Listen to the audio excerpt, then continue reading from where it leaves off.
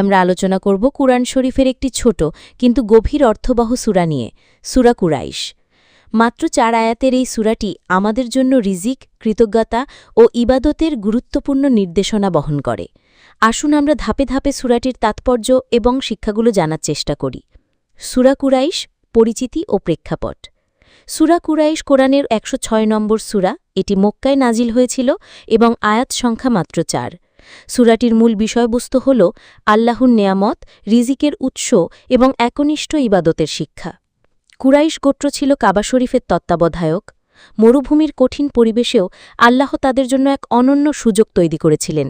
শীতকালে তারা ইয়েমেনের দিকে এবং গ্রীষ্মকালে শামের দিকে নিরাপদে বাণিজ্য করতে পারত। এভাবে তারা আর্থিকভাবে সমৃদ্ধ হয় এবং আরব উপদ্বীপে সম্মানজনক অবস্থান লাভ করে। কিন্তু এত নিয়ামতের পরও তারা আল্লাহর প্রতি কৃতজ্ঞ না হয়ে মূর্তিপূজায় লিপ্ত হয়েছিল।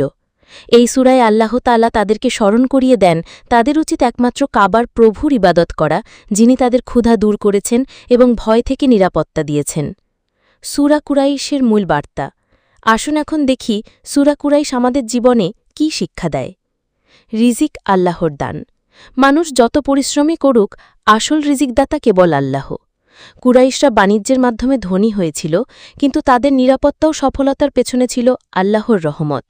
এই শিক্ষা আমাদের মনে করিয়ে দেয় অহংকার নয়, বরং কৃতজ্ঞতাই হল প্রকৃত চরিত্র। নিরাপত্তা আল্লাহর নিয়ামত। খাবার যেমন মানুষের মৌলিক প্রয়োজন, তেমনি শান্তি ও নিরাপত্তাও একটি বড় নিয়ামত। কুরাইশদের জন্য নিরাপদ সফরের সুযোগ ছিল আল্লাহর বিশেষ অনুগ্রহ। আজ আমাদের জীবনে শান্তি ও নিরাপত্তা থাকাটাই আল্লাহর দান, যা আমরা প্রায়শই ভুলে যাই। কৃতজ্ঞতার সঠিক প্রকাশ।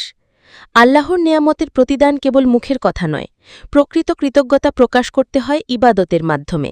আল্লাহ বলেছেন তারা যেন এই ঘরের প্রভুর ইবাদত করে, অর্থাৎ রিজিক, শান্তি ও সম্মান পাওয়ার পর মানুষের প্রথম দায়িত্ব হল আল্লাহর একনিষ্ঠ দাসত্ব করা। শিরক থেকে বেঁচে থাকা। কুরাইশরা আল্লাহর নেয়ামত ভোগ করেও শিরক করত। এই সূরা আমাদের সতর্ক করে দেয় যে নেয়ামতের প্রতি অকৃতজ্ঞতা এবং শিরক জাতিকে ধ্বংসের দিকে ঠেলে দেয়। ইতিহাস সাক্ষ্য দেয় যে জাতি আল্লাহর নেয়ামত ভুলে যায় তাদের শক্তি ও মর্যাদা টিকে থাকে না। আমাদের জীবনের শিক্ষা।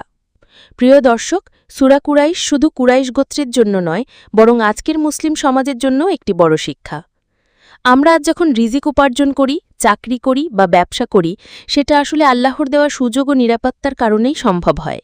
তাই কৃতজ্ঞ হওয়ার প্রথম ধাপ হল নামাজ কায়েম করা, হারাম থেকে বেঁচে থাকা এবং জীবনে তাকওয়া ধারণ করা। দ্বিতীয়ত, সমাজে শান্তি ও নিরাপত্তা রক্ষা করা আমাদের দায়িত্ব। পরিবার,